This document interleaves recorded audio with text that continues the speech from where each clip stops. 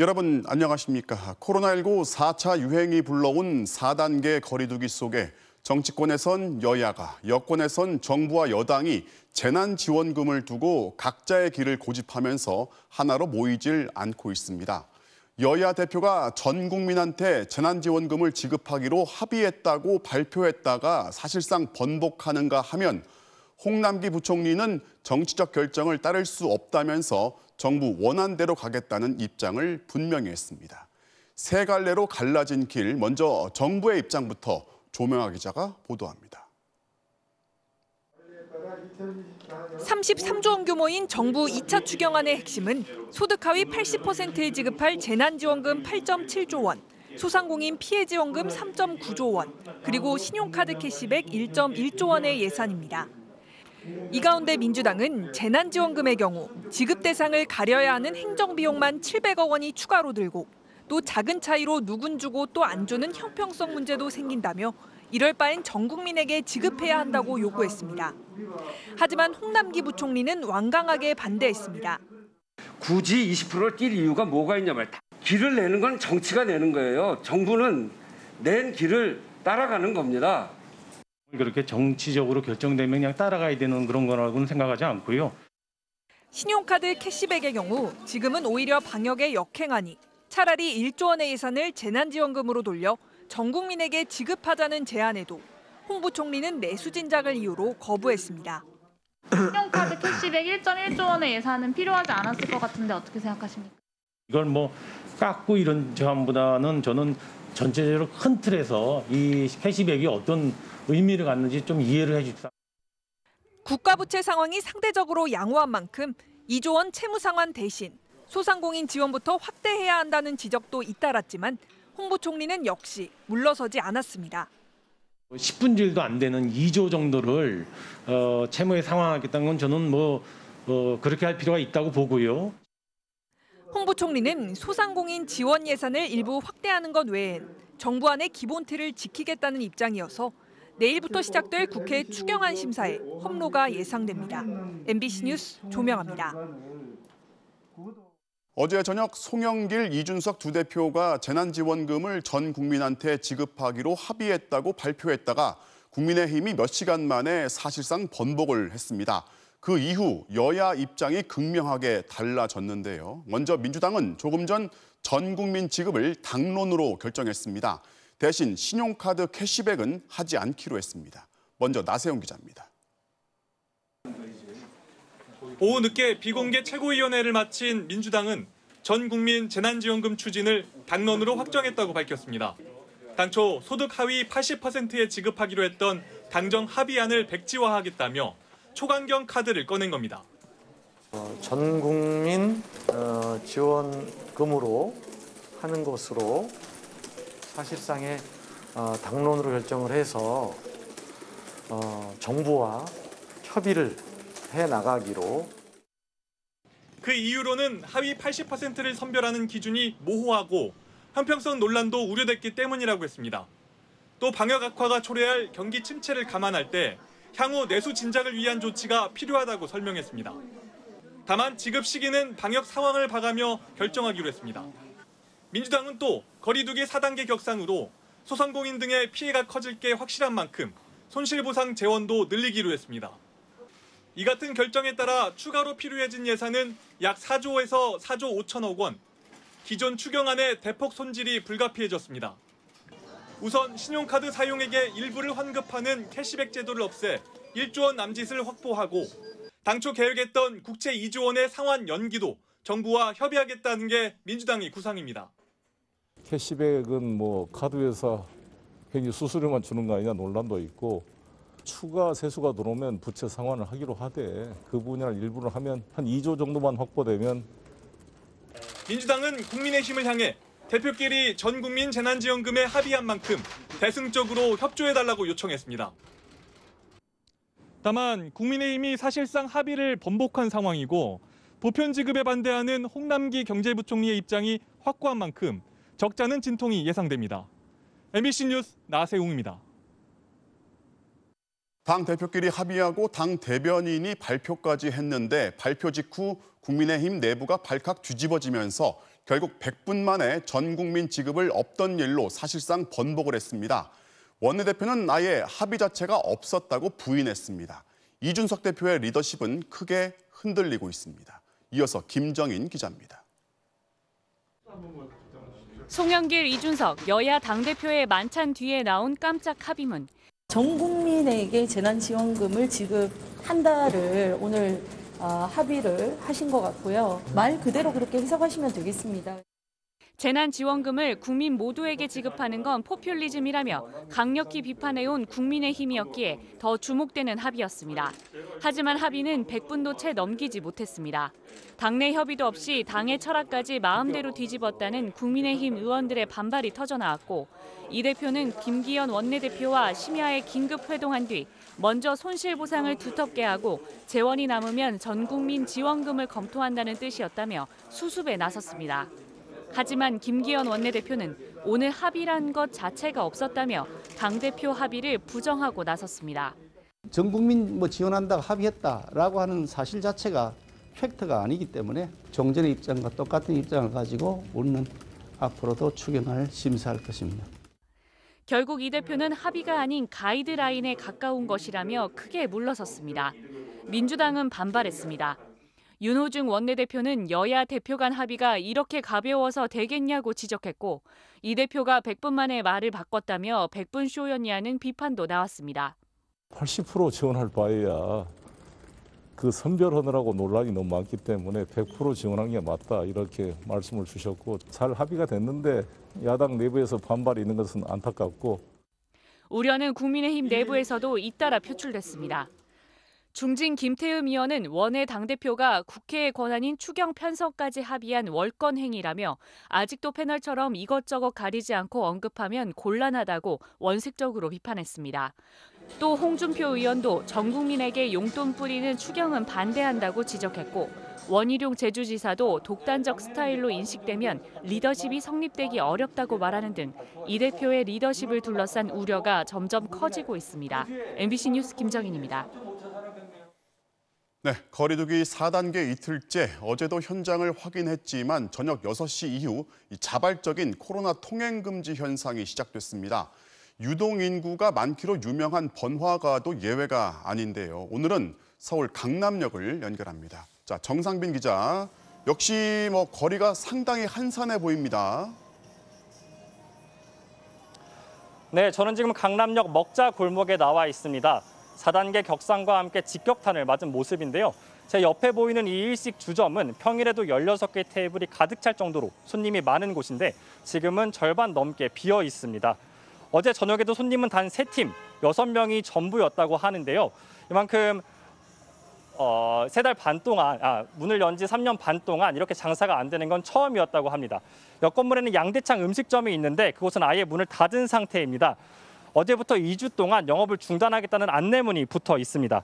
제가 만나본 주변 상인들도 차라리 장사를 안 하는 게 낫다고들 했습니다. 본래 이맘때 강남역 일대는 방학을 맞은 대학생들이 많이 찾는데 오늘 낮엔 인적이 드물었습니다. 저는 다음 주 생일인데 제한이 풀린다고 해가지고 조금 여러 명이서 약속을 잡아서 놀려고 했었는데 그게 또 이제 약속이 취소될 것 같아요. 확진자가 120명이 나와 8일간 문을 닫았던 현대백화점 무역센터점은 오늘 다시 영업을 시작했는데요. 입구에서 QR코드를 찍게 했고 엘리베이터 정원도 줄였습니다. 하지만 현대백화점 여의도점과 압구정동 갤러리아 명품관에서도 직원들이 잇따라 확진돼 불안감은 여전합니다. 그만큼 이제 자영업자들은 더 힘든 상황일 텐데 내일은 시위까지 예정돼 있다고요.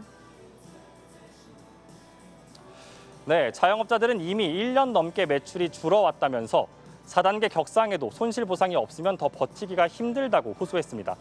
일부 상인들은 이젠 인공호흡기마저 떼버린 것 같다는 격앙된 반응도 보였습니다. 아르바이트를 이제 뽑으려고 공고를 올려놨다가 다시 내린 상황이에요. 너무 악화가 돼서 장사가 안 되겠구나. 일부 자영업자들은 내일 밤 국회 앞에서 단체로 기자회견을 열겠다고 밝혔습니다. 영업 제한을 받게 되면 어느 정도 규모의 보상을 받는지 아는 사람이 아무도 없습니다. 대책 없이 제한만 하고 있는 이런 부분에 대해서 항의하려고. 이들은 500여 명이 각자 차량을 끌고 광화문부터 서울시청을 오가며 시위를 벌인다는 계획입니다. 지금까지 서울 강남역에서 MBC 뉴스 정상빈입니다. 코로나19 새 확진자는 일주일 연속 1000명대를 기록했습니다. 비수도권의 확진자 비율, 확진자 1명이 다른 사람한테 옮기는 감염 재생산 지수, 또 이 델타 변이의 비율은 갈수록 커지고 있습니다. 당장은 수그러들 신호를 읽을 수 없는 확산세, 조희영 기자가 보도합니다. 서울 강남의 한 콜센터. 지난 5일 직원 1명이 코로나19에 확진된 뒤 20명이 집단 감염됐습니다.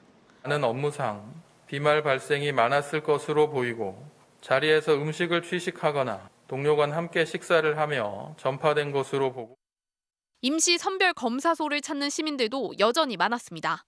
이곳 드라이브스루 선별 진료소는 점심시간이 지나서 오후 2시부터 문을 여는데요. 검사 시작 시간 10분을 남겨두고 벌써부터 긴 줄이 늘어서 있습니다. 학원에서 검진 받으라고 해가지고 왔어요. 학원에서 확진자가 나오면 좀 많이 힘들어질 수도 있고 그래서. 코로나19 신규 확진자는 1,150명, 일주일째 1,000명대를 기록한 것으로 직전 주보다 50% 넘게 급증한 겁니다. 비수도권 비중도 닷새 연속 증가하며 30%에 육박하면서 내일 비수도권 지자체들은 지역별 유행 상황에 따라 새 사회적 거리 두기 단계를 발표할 예정입니다. 델타형 변이도 빠르게 확산하고 있습니다.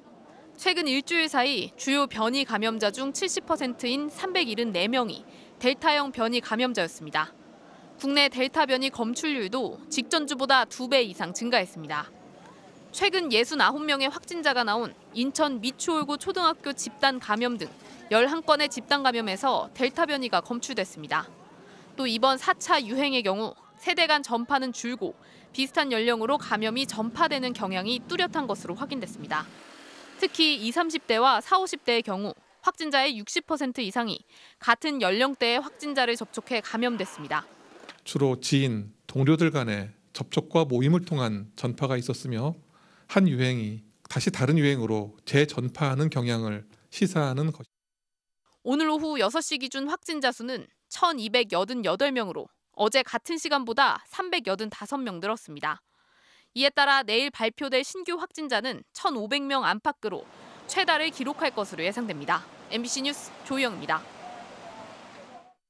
55세부터 59세까지 접종 대상자보다 준비한 백신이 적다는 걸 미리 알리지 않고 사전 예약을 받다가 조기에 마감된 걸 두고 정부가 사과했습니다.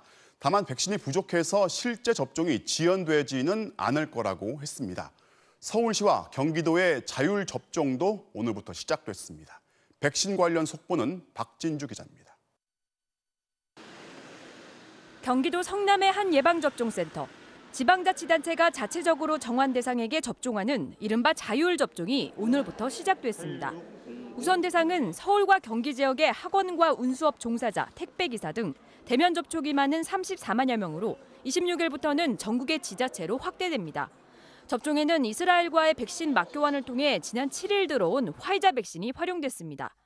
버스 기사라 사람을 많이 상대하니까 누가 코로나 걸릴 수도 있잖아요. 불안한 마음에 손님 응대하기도 그렇고. 어제 55세에서 59세에 대한 모더나 백신 접종 사전 예약이 조기에 마감돼 혼란이 빚어진 것과 관련해 방역당국이 거듭 사과했습니다. 예약 물량에 제한이 있다는 점을 사전에 충분히 알리지 못했다고 인정하고 사전 예약 시스템 개선을 약속했습니다. 연령도 좀 세분하고 시간대도 조정해서 국민 입장에서 최대한 편리하게 할 수 있는 그런 개선 방안을 만들겠습니다. 다만 어제는 도입과 배송 일정까지 고려해 안정적인 접종이 가능한 물량만 예약을 받은 거라고 설명했습니다. 또 모더나 백신은 앞으로 접종에 문제없는 충분한 물량이 매주 들어올 예정이라고 밝혔습니다. 55세에서 59세 연령층을 포함하여 접종을 원하시는 50대 연령층의 모든 분들에게 예약 기회를 부여하여 차질 없이 접종이 진행되도록 8월 접종 예정인 50대 초반의 경우 대상자가 많지만 들어올 물량도 더 많다며 접종이 원활하게 진행될 거라고 강조했습니다. 방역당국은 어제 예약을 못한 대상자들에 대해 오는 19일 다시 예약을 받기로 했는데 예약 날짜를 더 앞당기는 방안도 검토하고 있습니다. MBC 뉴스 박진주입니다. 가짜 수산업자 김모 씨로부터 금품을 받은 혐의를 받고 있는 이동훈 전 조선일보 논설위원이 경찰에 불려 나와 조사를 받았습니다.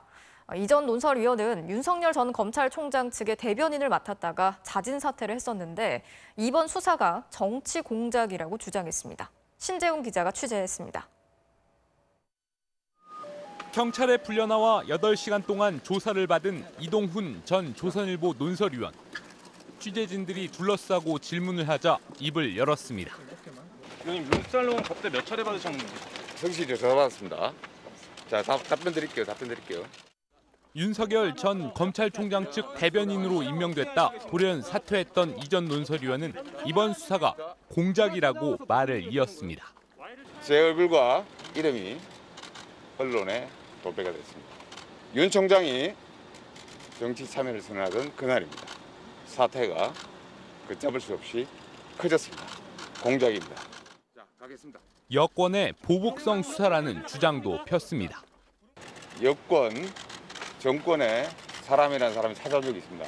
Y를 치고 우리를 도우면은 없던 일로 만들어주겠다 이런 말을 했습니다.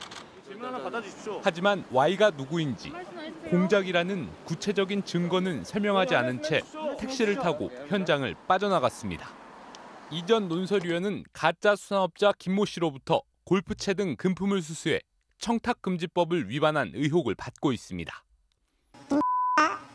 지박연을 주면서 뒤에 골프채 질려 있으니까 이거를 이동훈 의원이 드리라고 그러더라고요. 서울 올라가실 때 이거를 들고 가셨죠. 이 전 논설위원은 별도의 입장문을 통해 김 씨로부터 중고 골프채를 빌려 쓴 뒤 집 창고에 아이언 세트만 보관하고 있다고 해명했습니다. MBC 뉴스 신재웅입니다. 내년도 최저임금이 시간당 9,160원으로 결정됐습니다. 올해보다 5.1%, 440원 오른 건데요. 노동계와 경영계 모두 강하게 반발하고 있습니다. 먼저 김민욱 기자가 전해드리겠습니다. 최저임금위원회는 내년도 시간당 최저임금을 9,160원으로 결정했습니다. 올해 8,720원보다 440원, 5.1% 인상됐습니다. 월급으로 환산하면 191만 4,440원입니다. 앞서 노동계는 만원, 경영계는 8,850원을 최종안으로 제시했습니다. 경론을 벌인 끝에 민주노총 추천 근로자위원 4명과 사용자위원 9명이 퇴장했고 위원회는 표결을 진행해 찬성 13, 기권 1로 인상안을 의결했습니다. 최저임금 인상률 5.1%는 올해 인상률 1.5%에 비해 크게 오른 겁니다. 경제 성장률과 물가 상승률, 코로나19 사태 이후 경기 회복 전망을 반영했습니다. 코로나 위기 극복과 더불어 이 경제사회적인 격차를 완화하기 위한 그 노력을 경주하는데 이 정도가 아마 최선의 방안이 아니었는가. 노동계와 경영계 모두 강하게 반발하고 있습니다. 표결에 참여한 한국노총은 부족하지만 수용한다는 입장이지만 민주노총은 최저임금 만원 공약을 내걸었던 정부가 약속을 지키지 못했다며 총파업 투쟁을 예고했습니다. 최저임금 대폭 인상이 필요하다라고 노동계는 요구해 왔습니다. 그동안 저임금 노동자들에게 희망 고문을 해왔다고 생각하고 경영계 역시 코로나19 속에 5%가 넘는 인상폭은 감당하기 어렵다며 반발했고 외식업 중앙회 등도 주고 싶어도 못 준다며 인상안 철회를 요구했습니다. 소상공인과 중소영세기업들의 현실을 외면한 공익원들의 최저임금 인상안에 대해서 충격과 무력감을 금할 수 없습니다. 정부는 노사 양측이 대승적 차원에서 인상안을 수용해 줄 것을 요청했습니다. MBC 뉴스 김민욱입니다. 최저임금을 정할 때마다 벌어지는 일은 늘 똑같습니다. 노사가 싸우고 결국 표 대결로 결정이 되는데요. 최저임금을 받는 사람들도 최저임금을 주는 사람들도 둘 다 절박한 상황이다 보니 어느 한쪽도 양보가 쉽지 않습니다. 결국 을과 을의 싸움인 셈인데 이걸 언제까지 을들 사이의 싸움에 맡겨둬야 하는 건지 대안은 없는 건지 이남호 기자가 취재했습니다. 최저임금제는 1988년에 처음 시행됐습니다. 이후 35번의 협상 가운데 노사가 합의한 것 5차례뿐입니다. 대부분 양측이 반발에 퇴장하고 표결 끝에 결정됐습니다. 최저임금위원회는 노사 그리고 공익위원 각각 9명으로 구성됩니다. 그래서 위원회가 열리면 항상 노사가 직접 얼굴을 맞대고 싸웁니다. 최저임금을 받는 사람들은 주로 청년, 여성, 고령층, 비정규직 같은 취약계층입니다. 만만한 게 먹는 거 왜 이렇게까지 줄여야 되지? 약간 이런 생각 많이 하는 것 같아요. 최저임금을 주는 사람들은 주로 골목상권 자영업자거나 이미 한계 상황에 부딪힌 영세 기업들입니다. 문 닫아야지 뭐. 그리고 이제 인원을 자를 수밖에 없는 상황인 거예요. 둘 다 절박한 상황이니 어느 쪽도 양보가 쉽지 않습니다. 을과 을이 싸우는 셈입니다. 대표적인 영세 자영업인 동네 편의점. 편의점 주인들은 최저임금 인상을 반대합니다. 하지만 편의점 주인들이 힘든 건 최저임금 말고도 많습니다. 동네마다 너무 많아진 편의점, 24시간 영업 강요 같은 대기업 프랜차이즈의 횡포, 높은 간편 결제 수수료, 모두 구조적 문제들입니다. 그래서 최저임금을 정할 때 을들끼리 싸움에만 맡기지 말자는 주장도 나옵니다. 정부가 더 적극적으로 나서서 지원책을 강구해야 한다는 겁니다. 산업정책과 경제정책과 맞물려 있기 때문에 전반적으로 같이 논의를 해야 되는 거죠. 그런 구조가 안 된 상태에서 실질적으로 을과의 전쟁이 돼버렸다고. 대한민국 헌법 32조는 국가는 적정임금 보장에 노력해야 하며 최저임금제를 시행해야 한다고 국가의 의무를 정해놨습니다. MBC 뉴스 이남호입니다. 산업 현장에서 일하다 끼이고 떨어져 사망하는 사고가 연일 계속되고 있습니다. 정부는 오늘 건설업과 제조업에 1,800명을 투입해서 각종 끼임과 추락사고 예방을 위한 점검을 실시하겠다고 발표했습니다. 그런데 이런 발표가 나온 날 또다시 노동자가 추락해 사망하는 사고가 발생했습니다. 잇따른 산재 사망 사고로 특별 근로 감독까지 받았던 현대중공업에서 지붕 수리 작업을 하던 하청업체 노동자가 떨어져 숨졌습니다. 이번에도 그물망 하나만 있었다면 일어나지 않았을 인재였습니다. 정인곤 기자가 취재했습니다. 오늘 오전 현대중공업 도장공장. 지붕은 뚫려 있고 바닥에는 떨어진 슬레이트가 남겨져 있습니다. 공장 관계자가 뚫린 지붕에 늘어져 있는 로프를 들어 보입니다. 추락 방지용으로 사용된 이 로프는 끊어진 상태였습니다. 오늘 새벽 5시 30분쯤 울산 현대중공업 도장공장 지붕에서 45살 정모 씨가 25m 아래로 추락해 병원으로 옮겨졌지만 숨졌습니다. 외주업체 소속인 정 씨는 낡고 녹슨 강판 지붕을 새 것으로 교체하는 작업을 하고 있었습니다. 작업을 위해 로프를 설치했지만 날카로운 슬레이트 모서리에 닿으면서 로프가 끊어져 추락한 것으로 추정됩니다. 약한 지붕 위에서 작업할 때 반드시 설치해야 하는 발 빠짐 방지 발판과 추락 방호망은 없었습니다. 지붕 아래에 얇은 합판이 설치돼 있었지만 사고를 막지는 못했습니다. 기본이 안 지켜진 것이 가장 큰 거고요. 회사 안에 노동자들에 대한 안전 관리, 교육, 고용 구조의 문제, 이 전체가 하여튼 문제가 있는 거죠. 현대중공업 한영석 사장은 추도문을 통해 무거운 책임감을 느끼고 있으며 사고 원인 규명에 적극 협조하겠다고 밝혔습니다. 하지만 정 씨 사망 사고가 발생한 지 8시간 뒤에 또다시 추락 사고가 발생했습니다. 선박 작업을 하던 노동자가 고정이 안 된 사다리에서 내려오다가 3m 높이에서 떨어져 골절상을 입었습니다. 지난 10년간 40명, 올해만 벌써 3명의 노동자가 목숨을 잃은 곳. 지난 5월 2주 동안 고용노동부 특별감독도 받은 곳이 현대중공업입니다. 사고 때마다 회사는 안전 방안을 마련하겠다고 하지만 여전히 중대재해는 계속되고 있습니다. MBC 뉴스 정인곤입니다. 부산에서도 안전 소홀로 인한 추락사가 잇따랐습니다. 오늘 오전엔 음식물 쓰레기를 지하 저장고에 버리던 노동자가 추락했고 어제 저녁엔 건물 외벽에서 방수 작업을 하던 70대가 떨어져 숨졌습니다. 현장엔 안전 장치도 관리 감독자도 없었습니다. 현지호 기자가 취재했습니다. 오늘 새벽 부산 기장군의 한 음식 폐기물 처리 업체. 수거업체 직원 50대 A씨가 쓰레기차에 실린 음식물 쓰레기를 긁어내립니다. 그런데 순간 발이 미끄러지면서 저장고 안으로 추락합니다. 2분 뒤 동료 B씨가 A씨를 발견하고 구하기 위해 들어갔다가 의식을 잃고 쓰러졌습니다. 엎어져가지고 이제 있었으니까 얼굴이 안쪽으로 음식물이 있는데 그쪽으로 해가지고 뒤에 분은 그래도 위쪽으로 보고 있었거든요. 소방구조대가 이들을 구조했지만 A씨는 숨졌고 동료 B씨도 중태에 빠졌습니다. 음식 폐기물 저장소는 깊이만 3m로 사고 당시 음식물 쓰레기가 1m가량 쌓여 있었습니다. 그런데 작업장을 실시간 관리 감독해야 할 처리업체 직원들은 사고 발생 5분 뒤에야 현장에 나타났습니다. 사고 수습을 시도하다 119 신고도 늦어져 구조대는 사고 발생 12분이 지나서야 현장에 도착할 수 있었습니다. 처리업체 측은 A씨가 안전장치 없는 곳에서 작업을 했다면서 사고 대응 절차가 제대로 지켜졌는지는 확인해줄 수 없다고 밝혔습니다.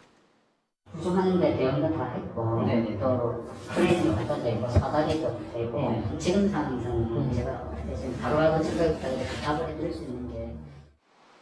한편 부산 남구의 한 아파트 외벽에서 방수 작업을 하던 70대 남성이 추락해 숨졌습니다. 경찰은 안전을 위해 묶어둔 로프가 풀려 추락한 것으로 보고 정확한 사고 원인을 조사하고 있습니다. MBC 뉴스 현주현입니다. 요즘 밤낮을 가리지 않고 무더위가 이어지고 있는데 밤사이 서울을 비롯한 내륙 곳곳에서 올여름 처음으로 열대야가 나타났습니다. 지난해보다 3주가량 빠른 기록인데요. 전문가들은 역대 최악의 폭염이 나타났던 2018년만큼이나 무더운 여름이 될 가능성이 있다고 경고했습니다. 장유진 기자가 전해드리겠습니다. 오늘 여의도 한강공원. 서울에 첫 열대야가 나타나면서 밤잠을 설친 사람들이 다리 밑에서 더위를 피해봅니다. 지난 목요일부터 내려지기 시작한 폭염특보는 오늘 더 강화돼 서울 서남권 등 내륙 많은 지역에 폭염경보가 발령됐습니다. 열대 때문에 밤새도록 선풍기 틀어놓고 잠 못 자서요. 좀 덥구만 오늘 어저께 이틀. 최근 폭염의 원인은 동서로 갈라진 장마전선의 틈새로 중국으로부터 뜨겁고 습한 공기가 몰려왔기 때문입니다. 하지만 최근의 더위는 맛보기 정도에 불과합니다. 기상청은 다가오는 주말에 막바지 장맛비가 내리고 나면 본격적인 폭염 기간에 접어들 것이라고 밝혔습니다. 거대한 북태평양 고기압 기단과 그 상층부의 티벳 고기압의 영향이 더해진다라는 부분이 한 단계 더 높은 또는 강한 그러한 더위가 찾아올 가능성이 높다라고. 예년보다 늦게 시작된 장마가 보름여 만에 끝나면서 올여름 더위가 2018년만큼 심할 가능성도 배제할 수 없는 상태입니다. 2018년에는 필리핀 해역의 비구름들이 우리나라 폭염을 더 강화시켰거든요. 발달한다면 7월 하순부터는 강한 폭염이 나타날 수도 있어서 올여름 더욱 강한 폭염이 예보된 가운데 국지성 폭우의 위험성도 여전하다며 대비를 철저히 해달라고 기상청은 당부했습니다. MBC 뉴스 장유진입니다. 현재 세월호 참사의 진실을 밝히기 위한 특검 수사가 진행 중인데 핵심은 증거 조작과 편집 의혹, 즉 세월호 CCTV 데이터가 조작된 건 아닌지 밝혀내는 겁니다. MBC는 2014년 참사 4개월 만에 복구된 세월호 CCTV 데이터 전부를 확보해서 전문가들과 따로 검증해 왔는데 이상한 걸 발견했습니다.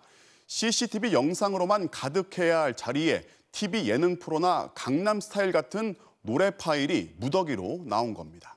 먼저 백승호 기자가 단독 보도합니다. 세월호에 설치된 60넉 대의 CCTV가 배 구석구석을 비춥니다.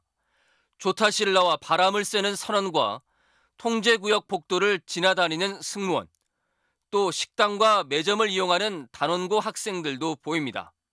이 영상은 CCTV 저장 장치 DVR에 남아있던 파일 일부를 지난 2014년 복원해 법원에 제출한 것들입니다.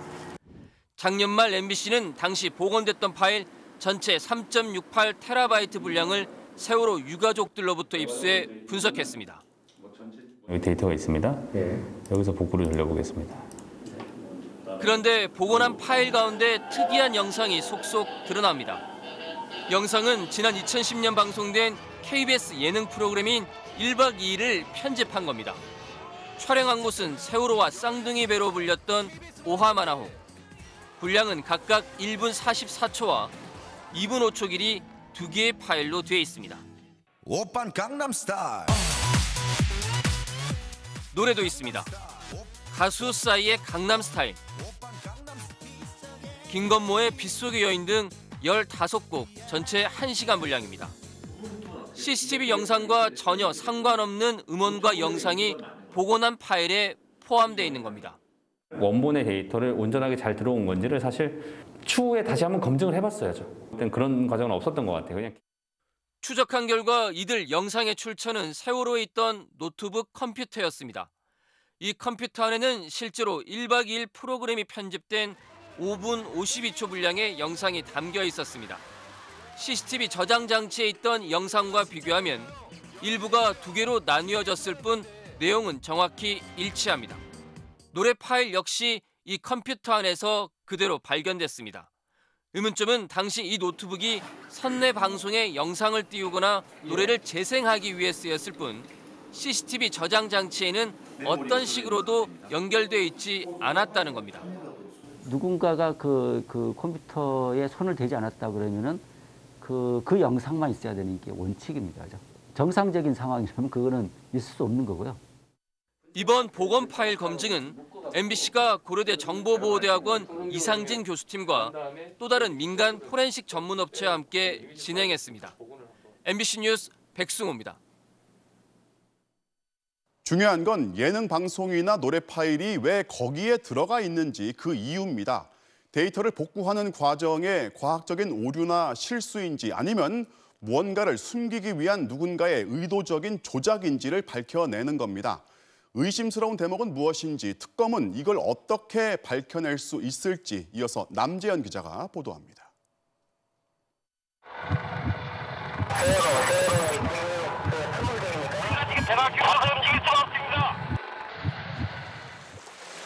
바닷속 세월호 선체 안에 있던 CCTV 저장 장치를 건져 올린 건 참사 2달이 지난 2014년 6월.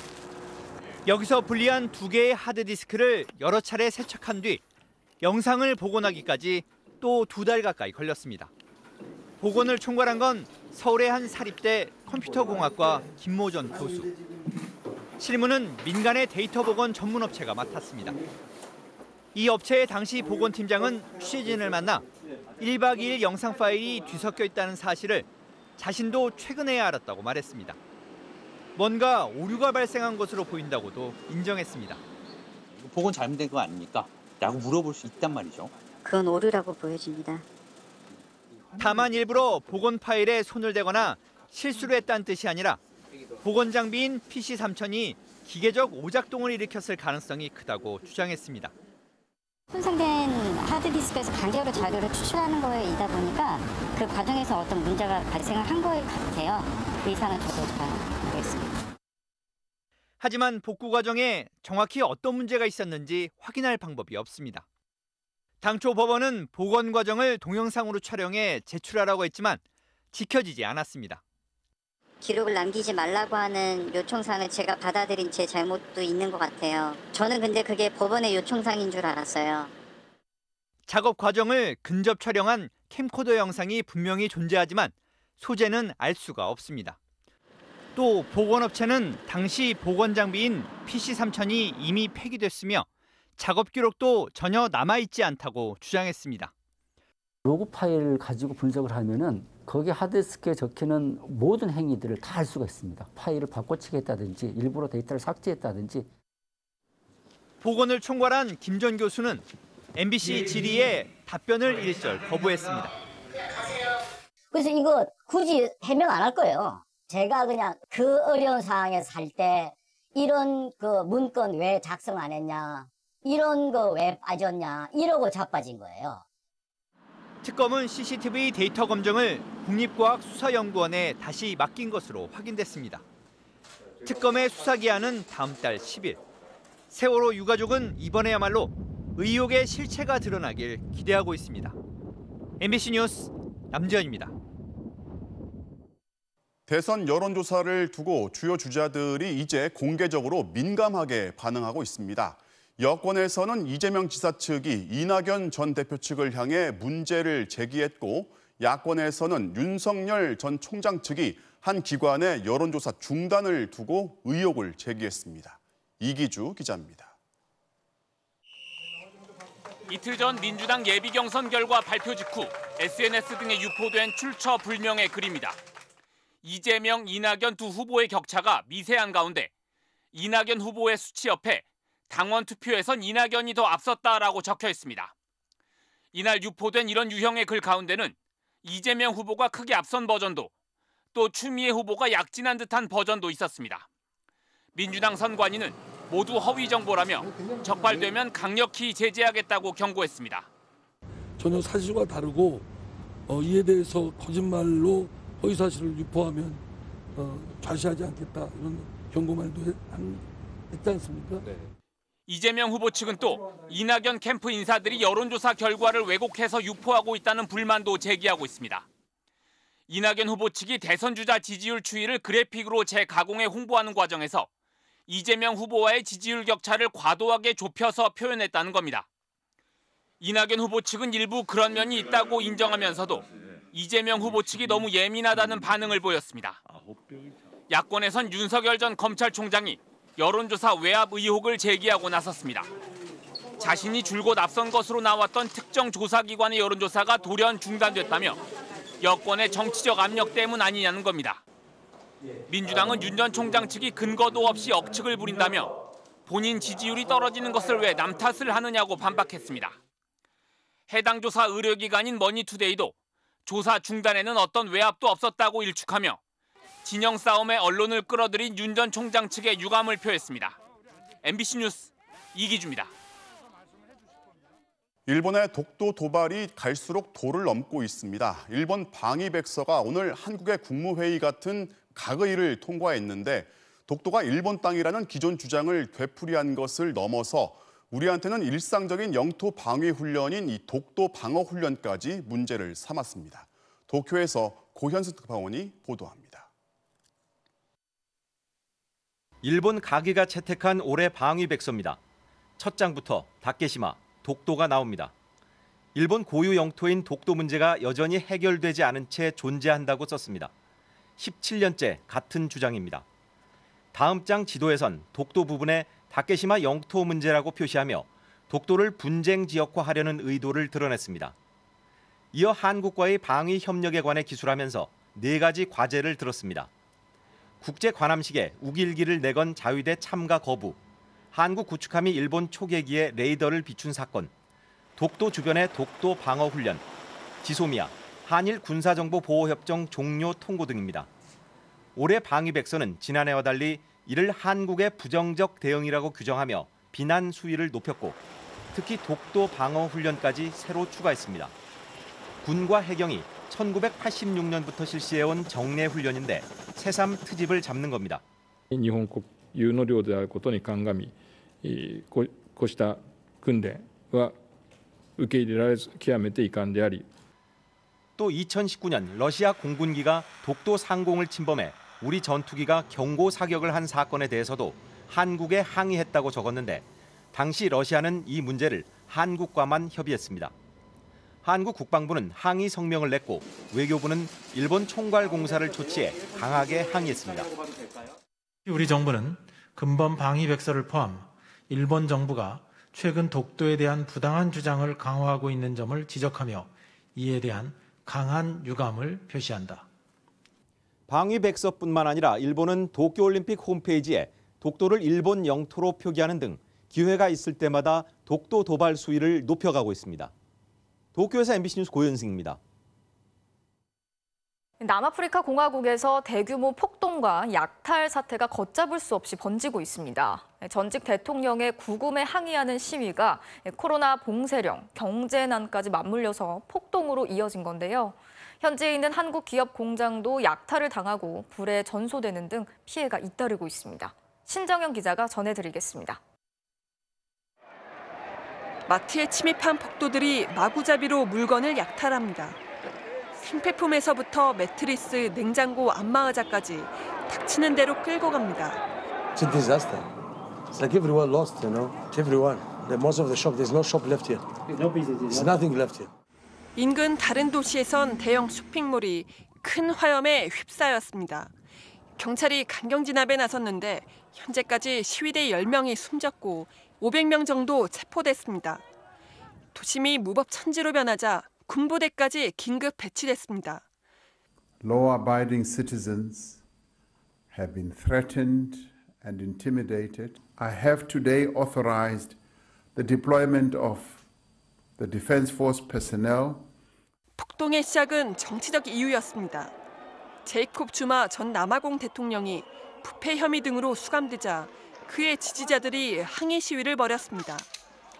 여기에다 심각한 경제난에 코로나 봉쇄령까지 또 연장된다는 소식에 민심이 폭발한 겁니다. 동남부 항구 도시 더반에 있는 LG전자 공장도 약탈당한 뒤 방화로 완전히 불탔습니다. 약탈 방화가 막 일어나니까 저희 뭐 그냥 무정부 상태로 빠져 있는 거죠. 바로 대응이 안 되니 최악의 상황까지. 남아공에 있는 우리 교민 3,300여 명 중 120명이 상황이 가장 심각한 더반에서 사업을 하고 있는데 역시 피해를 봤습니다. 앨범 공장을 하나 운영을 하고 있는데 현장 파악을 하려고 차를 타고 가봤는데 도로가 진입 자체가 좀 힘들고 그러니까 아직도 쇼핑마트에 다니는 그런 카페에다가 짐 싣고 아직도 물건 훔치는 사람. 우리 외교부는 폭동으로 인한 교민들의 인명 피해는 아직 없는 것으로 파악됐다며 교민들에게 이동 제재와 영업 중단을 당부했습니다. MBC 뉴스 신정연입니다. 물이 불어난 하천에서 물놀이를 하다 빠져나오지 못한 초등학생 3명을 지나가던 시민이 구해냈습니다. 살려달라는 아이들의 소리를 듣고 망설임 없이 뛰어들어간 이 시민 덕분에 아이들은 모두 무사할 수 있었습니다. 서창우 기자가 취재했습니다.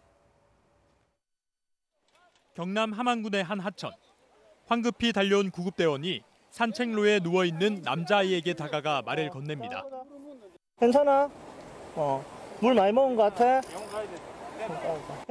물에 흠뻑 젖은 채 힘겹게 눈을 뜬 아이는 구급대원의 질문에 간신히 고개를 끄덕입니다. 그보다 조금 일찍 구조된 또 다른 아이와 괜찮아? 물 많이 안 먹었어? 속은 이렇게 올라오고 그런 건 없어?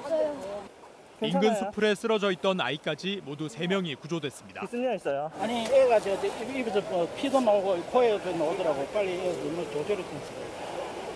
그리고 물가에 주저앉아 숨을 몰아쉬고 있는 한 남성. 그렇지 괜찮습니까? 8살과 9살 초등학생 형제와 12살 초등학생을 모두 구해낸 건 평범한 회사원인 46살 이동근 씨였습니다. 이 씨는 어제 오후 하천을 따라 자전거를 타다가 물에서 허우적대던 아이들을 발견했습니다. 그리고 살려달라는 아이들의 외침에 망설임 없이 하천으로 뛰어들었습니다. 거기서 제가 기회를 못 구하면은 두고두고 생각날 것 같아가지고 있는 힘껏 온 힘을 다 짜내서 구조를 했던 것 같습니다. 당시 이 하천은 450mm의 비가 쏟아진 직후라 수심이 2m까지 깊어지고 물살도 거셌습니다. 이 씨는 아이들 곁으로 헤엄쳐 간 뒤 한 명씩 물가로 데리고 나왔습니다. 5분이라는 짧은 시간 동안 3명을 모두 구한 뒤 한동안 자리에서 일어나지 못했습니다. 첫째, 둘째 구하고 셋째 구할 때 저도 이제 체력이 떨어지고 하니까 많이 힘들더라고요. 그때 이제 생각이 이러다 나도 잘못되는 거 아닌가. 10년 전 자신의 딸들이 물에 빠지면 내 손으로 구해야겠다는 마음으로 수영을 배우게 됐다는 이 씨는 똑같은 상황이 다시 닥쳐도 또다시 물에 들어갈 거라고 말했습니다. 그때 상황 봐야겠지만 그때도 아마 뛰어들지 않을까 생각합니다. MBC 뉴스 서창우입니다. 민간 경비행기가 이륙한 지 2분 만에 추락해서 조종사 등 2명이 숨졌습니다. 비행 훈련을 하던 중에 사고가 난 건데 소방당국이 정확한 사고 원인을 조사하고 있습니다. 문철진 기자입니다. 경남 의령의 한 농경지, 노란색 경비행기 한 대가 형체를 알아보기 힘들 정도로 부서졌습니다. 비행기에서 떨어져 나온 파편이 어지럽게 널려 있고 불에 심하게 그을린 기체는 시커멓게 변했습니다. 오늘 오후 3시쯤 경남 의령군 지정면에 2인승 경비행기가 추락했습니다. 마을에서 4km 떨어진 경남 함안군 법수면의 경비행장에서 이륙한 지 불과 2분 만이었습니다. 소리만 오갖고 꼬집어도 우리 꼬집어도 철대 쇠인데 돼 있어요. 돼 있는 게 그만 막 꺼서 막 불이 나요. 비행기에는 기장 53살 오모 씨와 부기장 44살 홍모 씨가 타고 있었는데 2명 모두 현장에서 숨졌습니다. 기체 내 운전자로 추정되는 요구자 1명이 발견됐고 기체로부터 약 10m 부근에 동승자로 확인되는 사고가 난 항공기는 민가에서 불과 10여 미터 떨어진 곳에 추락했습니다. 다행히 민가나 주민의 피해는 없었습니다. 사고가 난 비행기는 지난 2008년 미국에서 생산된 경량 항공기 CH-701 기종으로 민간 항공업체에서 일반인의 체험 비행과 조종사 비행 훈련용으로 사용하고 있었습니다. 지금까지 정확한 사고 원인은 밝혀지지 않은 가운데 국토부 항공철도조사위원회가 사고 원인 파악에 들어갈 예정입니다. MBC 뉴스 문철진입니다. 얼마 전 미국 플로리다에서 아파트가 붕괴되는 참사가 발생했었죠. 이번에 중국에서 호텔 건물이 무너져서 지금까지 8명이 숨졌습니다. 이틀째 수색 작업이 계속되고 있는데 최근 중국에서 이런 건물 붕괴 사고가 연이어 터지고 있습니다. 베이징에서 이혜인 특파원이 취재했습니다. 건물의 형체조차 알아볼 수 없습니다.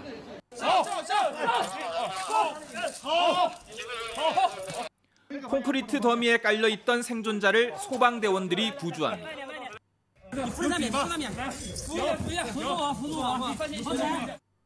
중국 장쑤성 수저우시의 3층짜리 호텔이 갑자기 주저앉은 건 어제 오후 3시 반쯤. 지금까지 8명이 숨지고 9명이 실종된 상태인데 매몰자가 얼마나 더 있는지 알 수 없는 상황입니다. 소방대원 600여 명과 수색견을 투입해 수색 작업을 벌이고 있지만 2차 붕괴 우려에 어려움을 겪고 있습니다.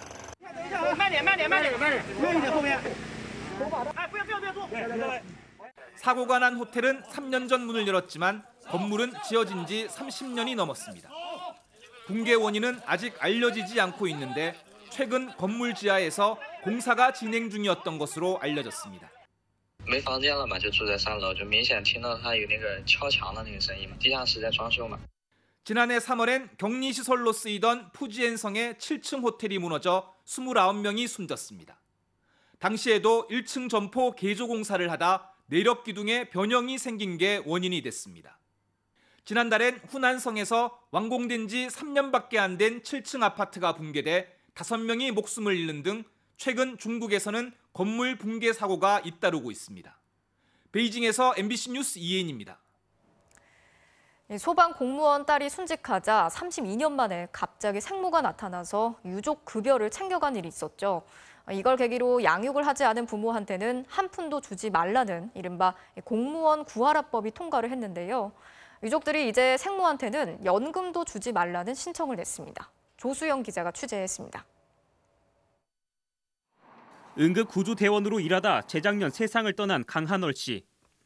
인사혁신처는 강 씨의 사망을 순직으로 인정했고 가족들에게 1억여 원의 유족급여가 지급됐습니다. 그런데 갑자기 생모가 나타났습니다. 강 씨가 2살 때 이혼하고 사라진 다음 강 씨가 숨질 때까지 양육은커녕 단 한 번도 나타나지 않다가 32년 만에 나타나 생모임을 주장하며 유족급여의 절반인 7,700만 원을 타갔습니다. 유족들은 반발했고 국회까지 찾아갔습니다. 권리가 없습니다. 유족도 아닙니다. 나누어야 되는 이유를 저에게 납득을 시켜주세요.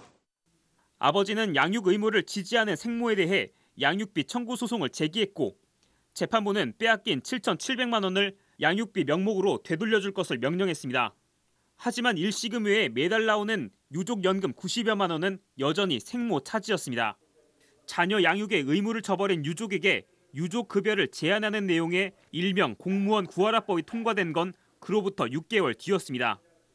이 법의 시행 첫날인 지난달 23일 유족들은 생모에게 지급되는 유족연금을 중지해달라고 공무원 연금공단에 신청했습니다. 그런데 정작 생모는 다시 뻔뻔한 제안을 해왔습니다.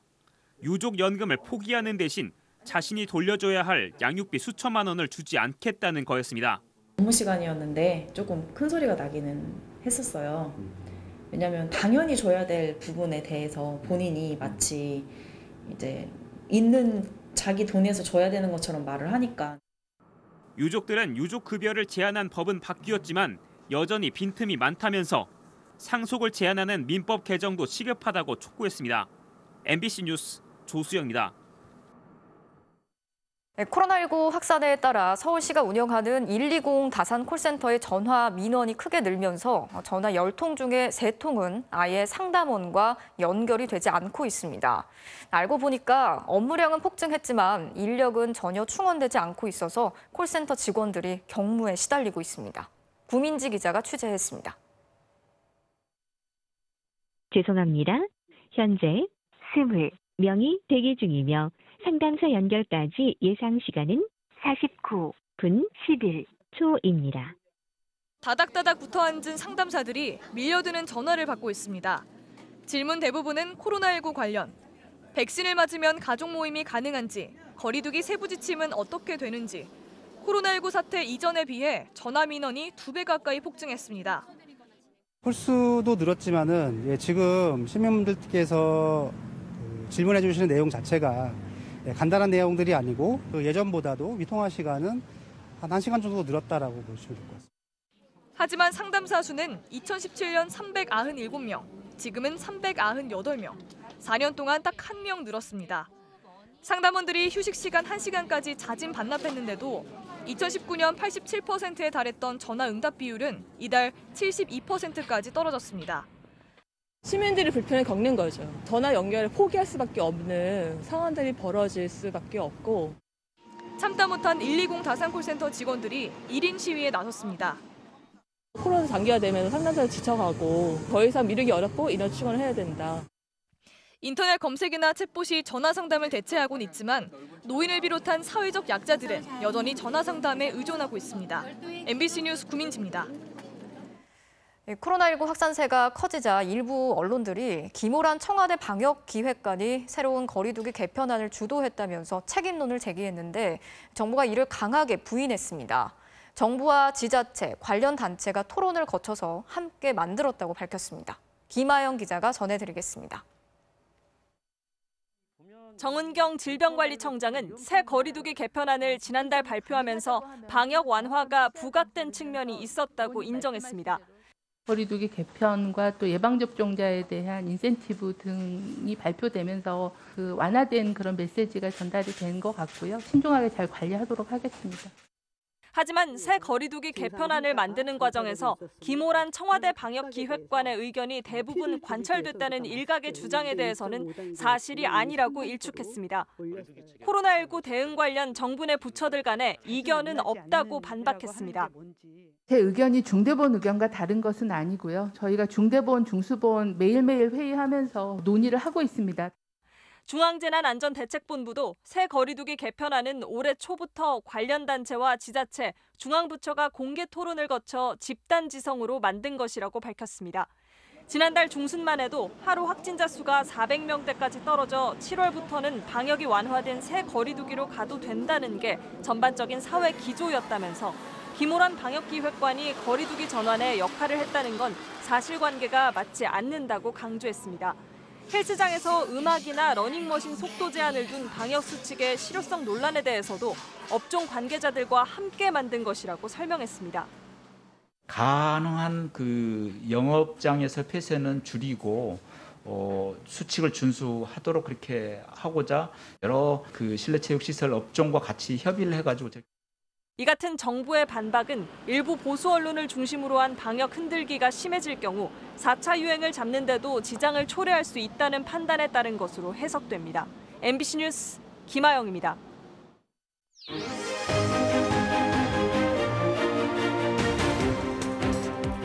정치적 참견 시점 정치팀 김지경 기자 나와 있습니다. 자, 오늘 준비한 소식 볼까요? 네. 국정이 장난인가? 전 국민 번복에 진땀 뺀 이준석인데 국민의힘 이준석 대표가 전 국민 재난지원금에 합의했다가 사실상 번복을 하면서 난탈당하고 있어요. 네, 그동안 이 대표를 비판한 게 주로 여권이었다면 이번엔 국민의힘 안에서도 비판이 쏟아졌다는 점이 눈길을 끕니다. 네. 어제 저녁 송영길 대표와 합의한 내용이 문제였는데요. 먼저 영상으로 보시죠. 네.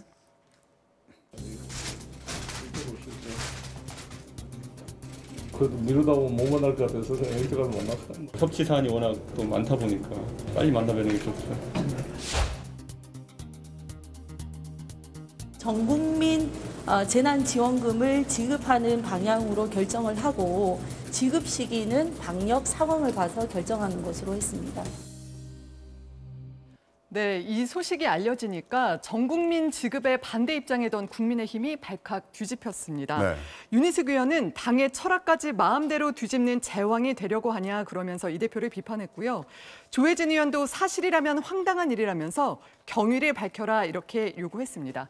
조 의원의 말 들어보시죠. 네. 우리 당의 입장하고 다른 거의 반대의 합의가 나와서 굉장히 의아해했고 사전에 당내 소통도 협의도 안 돼 있더라. 네, 이런 반발 때문에 국민의힘은 여야 당대표 사이의 합의를 없던 일로 만들었습니다. 자, 이게 사실 그 합의가 번복이 된 건데 이준석 대표는 지금 번복이 아니라고 한단 말이죠. 네, 이 대표는 확정적인 합의를 한 건 아니라서 합의를 번복한 것도 아니라고 주장했는데요. 네. 이 대표의 오늘 해명 들어보시죠. 네. 확정적 합의가기보다는 가이드라인에 가까운 것이었고 김기현 원내대표와 정책위 의장을 직접 대면해서 같이 상의하고 그래서 우리 당의 입장을 최종 확정하게 된 것입니다. 옆방에서 같이 식사하고 계시던 대변인들한테 저희가 스피커폰으로 전달했습니다. 어떤 고민들이 있었는지까지는 전달하기 어려웠던 것이 아닌가. 네, 그러니까 한마디로 대변인과 소통하는 과정에서 다소 오해가 생겼다는 주장입니다. 그러니까 대변인한테 전달하는 과정에서 문제가 있었다고 얘기를 하는 건데 네. 그런데도 당내에서는 비판이 상당히 거세요. 네, 민주당에선 100분 만에 말을 뒤집다니 국정이 장난이냐 하는 비아냥이 나왔고요. 국민의힘 의원들도 너무 가볍다, 철학이 없다 하는 비판을 쏟아냈습니다. 이어서 들어보시죠. 네. 우리 당 송영길 대표를 만나 귤맛을 뽐내던 이 대표가 국힘당에 가더니 100분 만에 귤맛을 잃고 탱자가 된 것입니까? 여야 대표라는 사람들이 만나가지고 말이야 무슨 소비진작이라는 말을 피워놓으면서 그런 합의를 하고 있고 말이야. 이게 진짜 나라가 제대로 돌아가는 거예요 이게? 네, 보시면 홍준표, 원희룡, 윤희숙, 안철수 이런 야권 대선 주자 모두 이 대표를 비판했는데요. 네. 하태경 의원만 내부 공격은 자해 정치다 그러면서 이 대표를 감쌌습니다. 지금 국민의힘 의원들이 작정하고 비판하는 걸 들어보면은 이게 뭐 불만이 한꺼번에 터진 것 같아요. 네, 그렇습니다. 여성가족부 폐지가 논란이 되니까 통일부 폐지를 주장하고 외신 인터뷰에서는 중국이 잔인하다는 비외교적인 표현을 써서 이준석 리스크다라는 말까지 돌았었는데요. 네. 이번 합의가 결정타를 날린 겁니다. 들어보시죠. 네. 여성가족부 폐지 문제, 통일부 폐지 문제 같은 경우도 저만 하더라도 여성가족부는 뭐 그럴 수도 있다고 보지만 통일부 폐지 문제는 반대거든요. 본인이 뭘 잘못하고 있는지 잘 모르고 계속 같은 실수를 더 크게 벌일 가능성이 있겠다 싶어요. 네, 이 대표는 말주변이 좋다는 칭찬하고 또 말장난이 심하다는 비판을 동시에 받고 있는데요. 마지막에 어떤 평가가 남을지 지금부터가 중요해 보입니다. 네, 오늘은 여기까지 듣겠습니다. 지금까지 정치팀의 김지경 기자였습니다. 화요일 밤 스포츠 뉴스입니다. 한 종목에만 집중해도 힘든데 하루에 무려 5종목을 하는 선수가 있습니다. 올림픽 근대 5종에서 사상 첫 메달에 도전하는 전웅태 선수를 이명노 기자가 만났습니다. 지금 시간은 아침 6시. 매일 숨가쁘게 돌아가는 근대 5종 대표팀의 하루는 지금부터 시작됩니다. 뛰고 또 뛰고 가쁜 숨을 고르며 사격까지 합니다. 힘들다고 사격 안 할 거야. 15km 넘게 뛰다가 수영으로 전환하고 여기에 승마에 펜싱까지 종목별로 2시간씩 훈련을 하고 나면 어느새 날이 저물고 웨이트 훈련까지 마치면 밤 9시. 매일 15시간의 강훈련이 계속됩니다. 항상 그 알람 소리 들을 때마다 핸드폰 던지고 싶어요. 솔직히 죽을 것 같거든요. 좀비처럼 그냥 계속 그냥 하다 보면은 또 하게 되더라고요. 수영, 펜싱, 승마, 육상, 사격을 차례대로 하루에 다 하는 근대 5종. 지난 2018년 아시안게임 금메달과 함께 세계 랭킹 1위로 올해의 선수를 차지한 전웅태가 사상 첫 올림픽 메달을 겨냥하고 있습니다. 육상과 사격, 수영은 독보적, 변수는 펜싱과 승마입니다. 특히 승마는 자신의 말이 아닌 처음 보는 말을 무작위로 타야 하기 때문에 낙마하는 경우도 빈번하고 그러면 한 번에 10점이 날아가지만 그게 바로 근대 5종의 매력이라는 전웅태. 메달을 땄을 때 오는 그 성취감이 진짜 그 어마어마하게 오거든요. 보는 사람들의 그 재미도 있거든요. 익사이팅한 종목이니까. 올림픽 메달로 그 마지막을 장식하려 합니다. 진짜 마지막 하나 올림픽 남았는데요. 그 커리어 제가 한번 채워보고 싶고 전홍태 선수 덕에 이제 근대 오종이라는 멋있는 종목을 알게 돼서 정말 고맙다. 이 말 들으면 진짜 눈물 날 것 같은데요. MBC 뉴스 이명노입니다. 53년 만에 유로 정상에 오른 이탈리아 대표팀이 로마에서 우승 퍼레이드를 펼쳤습니다. 온 거리가 환영 인파로 가득 찼네요. 화요일 밤 스포츠 뉴스였습니다.